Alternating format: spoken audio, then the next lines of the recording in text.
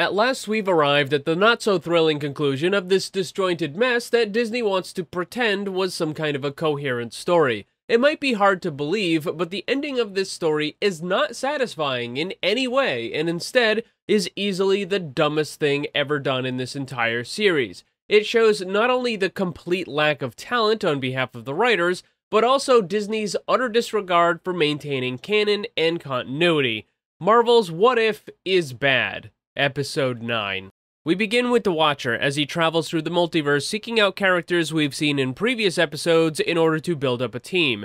Captain Carter, Star-Lord T'Challa, Party Thor, Black Panther Killmonger, and also Gamora. The last one of Gamora might seem a bit odd because despite being featured prominently in all of the trailers for this series, she didn't actually have her own story episode, and that's because Disney cut it out of Season 1. But since that's the case, I have to ask, why did they even bother to put her in the finale? She has very little screen time, almost no dialogue, and the very little amount of stuff that she does do turns out to be utterly worthless in the grand scheme of things. There really isn't any point to actually include this character in the finale. You don't approve? Well, too bad. I'm guessing that because she didn't have her own episode, they reduced the amount of screen time Gamora would have. But then again, why not just remove the character? And the answer is, well, it's the MCU, and removing a female character entirely is just not allowed. Oh, not this again. Along with Doctor Strange, the Watcher has gathered these characters together to create a group known as the Guardians of the Multiverse. Since Ultron can be hiding in any one of an infinite number of universes, the plan is to draw him to the group, and then after they capture the stones, they'll destroy them using something known as the Infinity Crusher. This is a device that Gamora used in her home universe to destroy the Infinity Stones there. Funny enough, this is going to lead to a very frustrating and quite annoying bit of lore inconsistency due to the incompetence of the writers. But don't worry, it gets worse.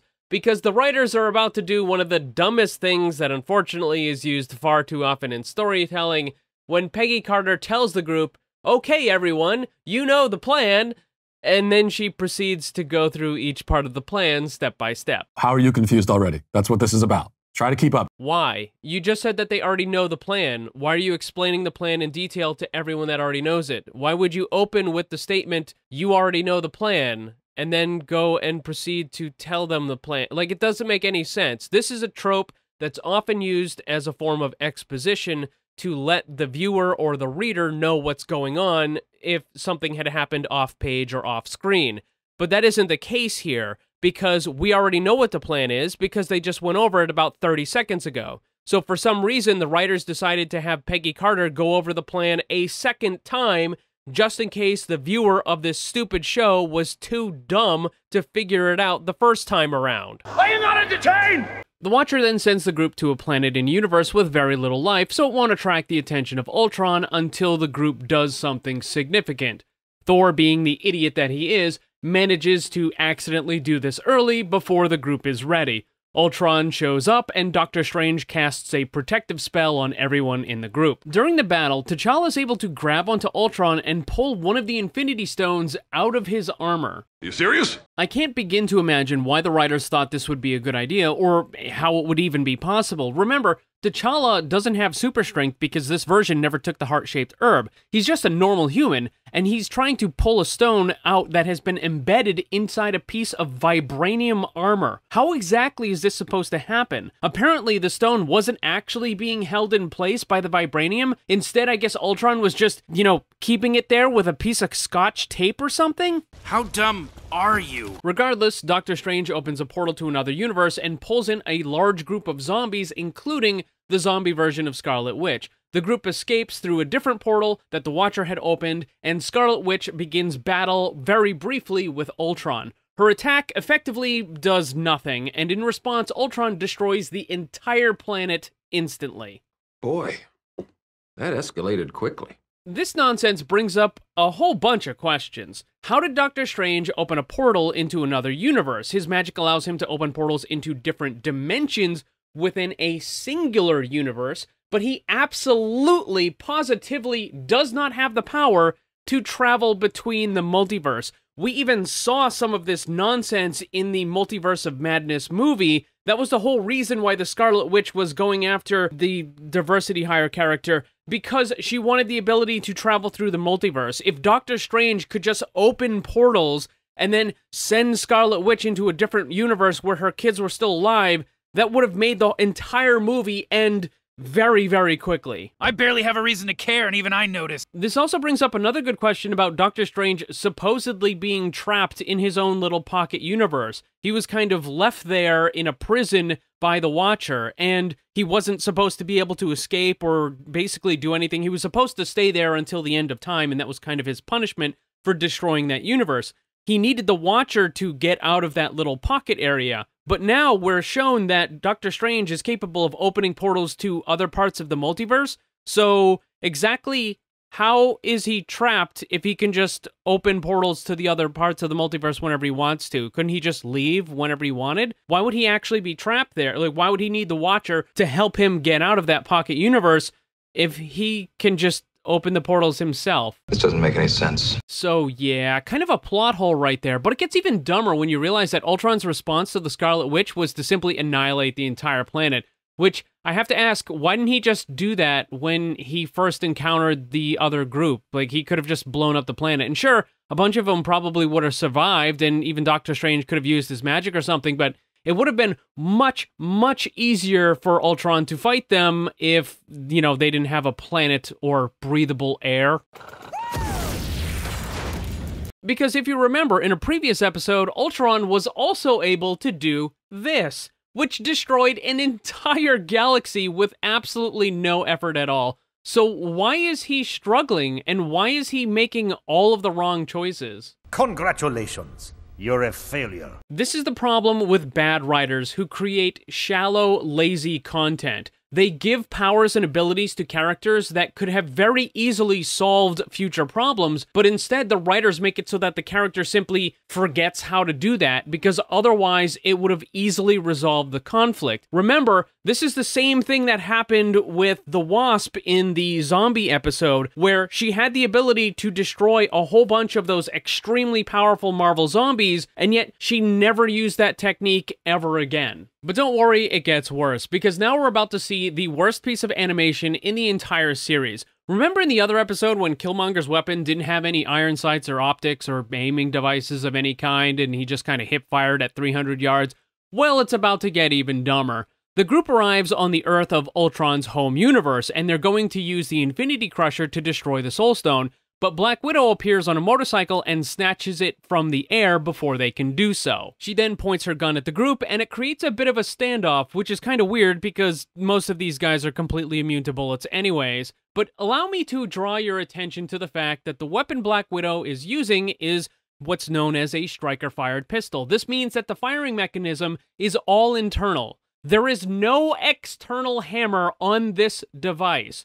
However, for some incredibly bizarre reason, the animators decided to use the same stupid trick that has been overused in countless movies. In order to make herself appear more serious and threatening, Black Widow uses her thumb in a motion of cocking the hammer.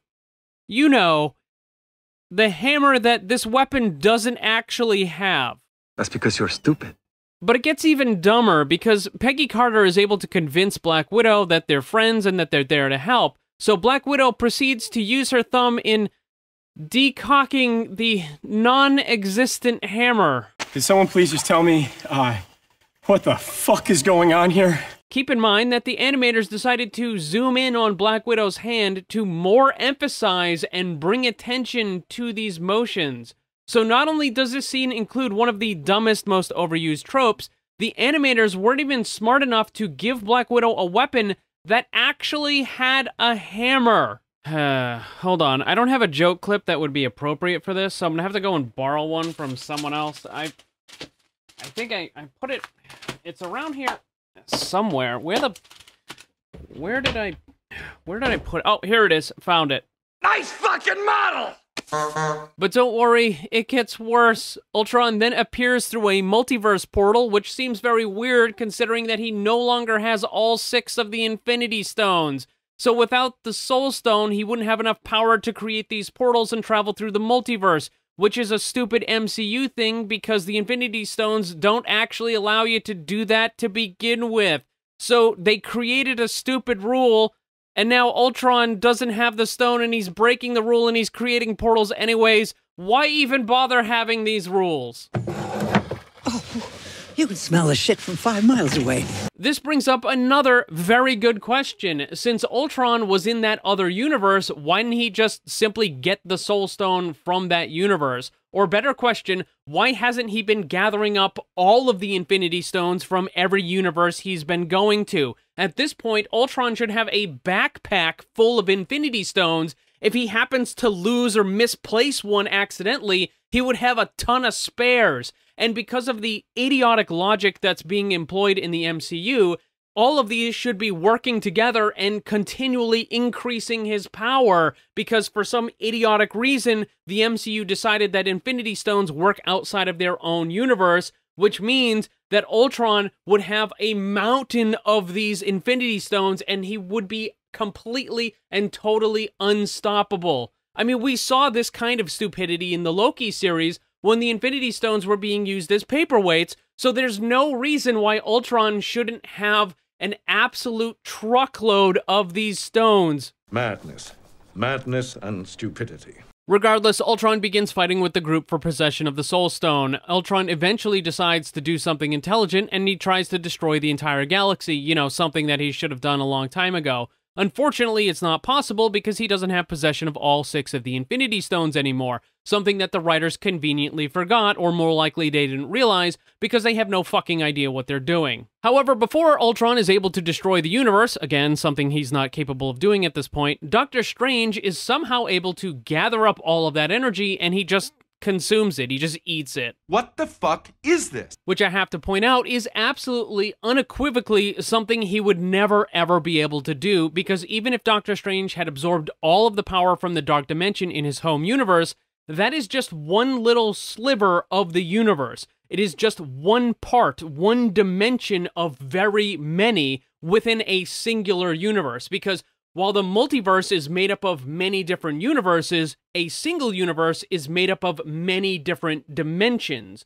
So Doctor Strange is using the power of a single sliver of that dimension in order to combat the Infinity Stones, which are more powerful than the entire universe. It doesn't work that way. What? No. It has been established that certain kinds of powers are capable of defending against individual Infinity Stones, at least in some small capacity. The idea that the power of the Dark Dimension could completely overpower and consume the Infinity Stones is fucking ridiculous. But I'd like to remind you that this doesn't even matter, because Ultron never would have been able to use that kind of an attack to begin with, because he doesn't have possession of all 6 of the Infinity Stones. Do you see what is happening here? The writers are creating one stupid decision after another, and they resolve it with an even more stupid decision. There are layers upon layers of stupidity being held together by a glue of incompetence. Don't ask questions. Just consume product and then get excited for next products. The battle continues, and it would appear that the group finally has the upper hand. Doctor Strange unleashes all of his power and is able to temporarily restrain Ultron. Gamora tries to use the Crusher to destroy the Infinity Stones, but it fails spectacularly. They come to the conclusion that this happens because the Infinity Crusher was designed to destroy a specific set of Infinity Stones that have a different frequency than the stones from another universe. And while this does kind of sort of make some sense, it's also fucking ridiculous that it was allowed to happen, because the Watcher absolutely knew this beforehand. He would have known about this before he even set up the group. Remember, his job is to watch the multiverse. He would have known that the Infinity Stones have different frequencies, and therefore the Crusher would not work on Infinity Stones from another universe.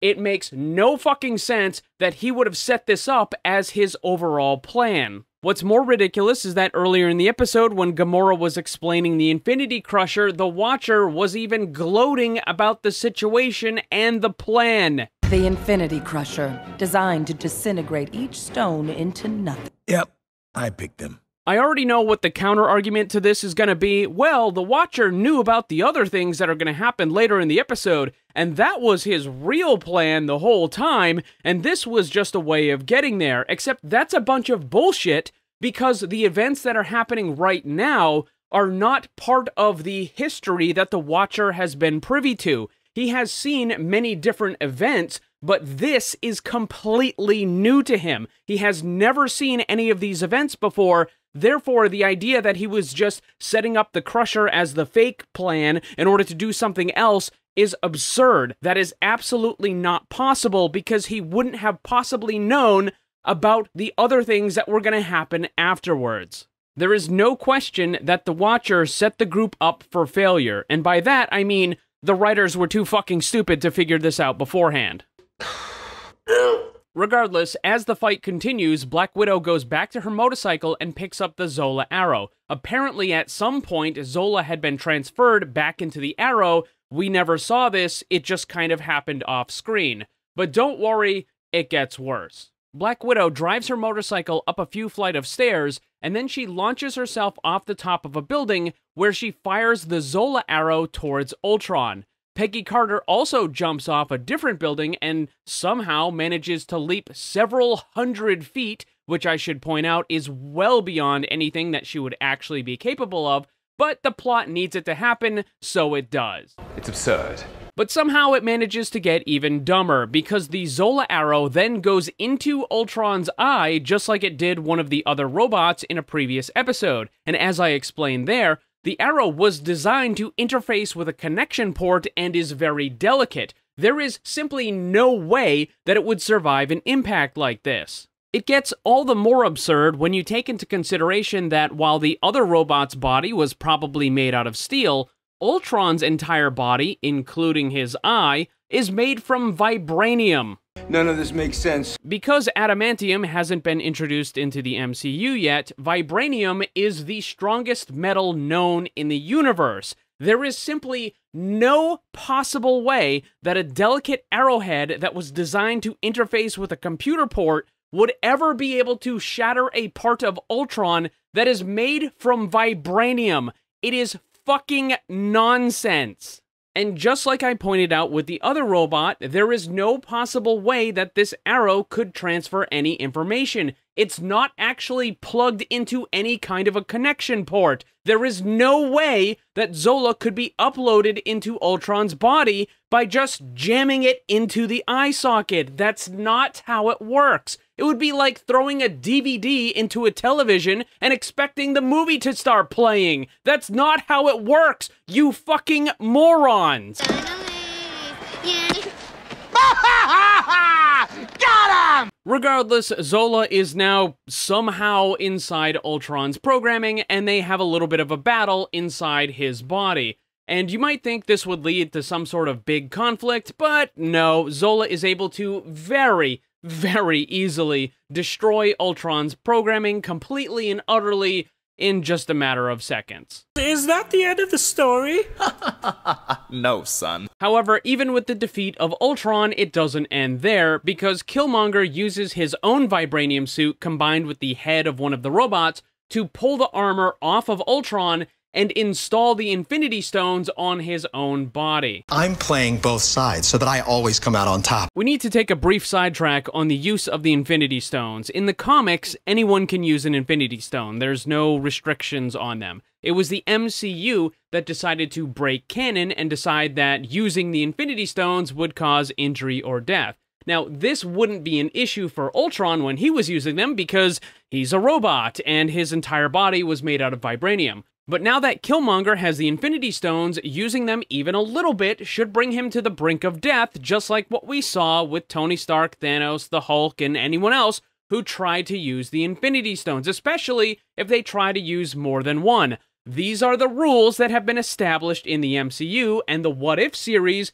is part of the MCU. It is part of the MCU canon, so even though it's an animated show and it's not live action or nothing, all of this is considered canon within the MCU. It's just part of the bigger multiverse nonsense. This means that Killmonger should be severely injured as he's using these stones, but if there's one thing that Disney writers are consistent about, it's that they're inconsistent. Because as Killmonger begins using all of the stones, he suffers no harm at all. He responded by saying, "I don't feel a thing." But suddenly, Zola, using the body of Ultron, begins pulling back on some of the vibranium suit as well as the Infinity Stones, and the two of them are now having kind of a tug of war with the Infinity Stones. This causes an extremely dangerous situation that could potentially annihilate the universe, or so we're told. However, before any of that can happen, Supreme Strange and the Watcher lock Zola and Killmonger inside of a pocket dimension where the two will be trapped forever with those 6 Infinity Stones. The Watcher says that this pocket dimension must be guarded forever and that these two can never be allowed to escape. This will become the responsibility of Supreme Strange for the rest of time, and he considers this to kind of be his penance for what he did to his own universe. Certainly, this seems like kind of a bad situation, but I can't help but wondering, wouldn't it be nice if there was a place where the Infinity Stones just kind of stopped working for no reason? I mean, wouldn't it be nice if there was a place where the Infinity Stones were relegated to being nothing more than paperweights or junk in a drawer? I mean, wouldn't it be nice